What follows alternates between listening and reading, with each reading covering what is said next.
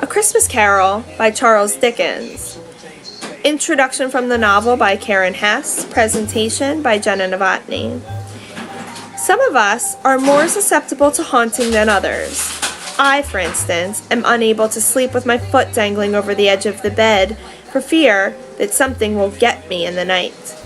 Knowing this fact about me, you will not be surprised to learn that ghost stories are not my first choice in bedtime reading. In all honesty, I avoid ghost stories because they haunt me for years after I finished reading them. But there are some ghost stories too good to miss.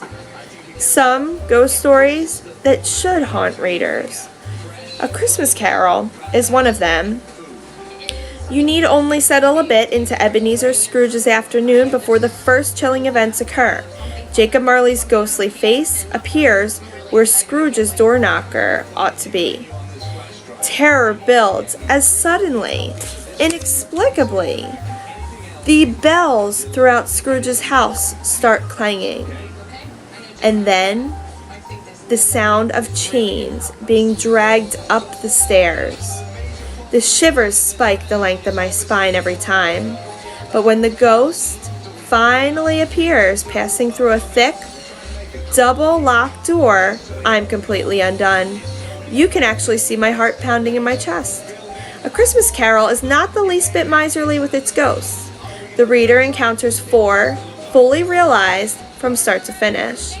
But Dickens doesn't stop there. His book is haunted by countless spirits, desperately tearing around, uttering wailings inexpressibly sorrowful and self-accusatory. These ghosts tap a fearful finger against Scrooge's heart, and tap they must, lest Scrooge remain unchanged by the end of the book and join those miserable haunts in their fretful eternal wanderings. But just as A Christmas Carol reflects the dark side, so does it reflect the light. Dickens' poorest, most hopeless characters find reasons to be joyful in their season of want. Dickens demonstrates that even those most disappointed by life can transcend their sorrow. One kind deed, one compassionate act, one thoughtful gesture is enough to change the course of an entire lifetime. Dickens concludes the outermost skin of the story the people need to love and be loved in order to fully live. But at a deeper level, he suggests that if society neglects its children, if it does not provide for their mental and physical nourishment, that society ultimately condemns itself. This book is not only a plea for Ebenezer Scrooge to open his eyes before it is too late, but also a plea for society to open its eyes as well.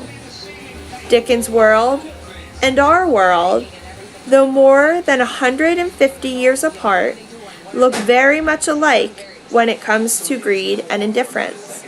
May A Christmas Carol haunt your house pleasantly throughout this season.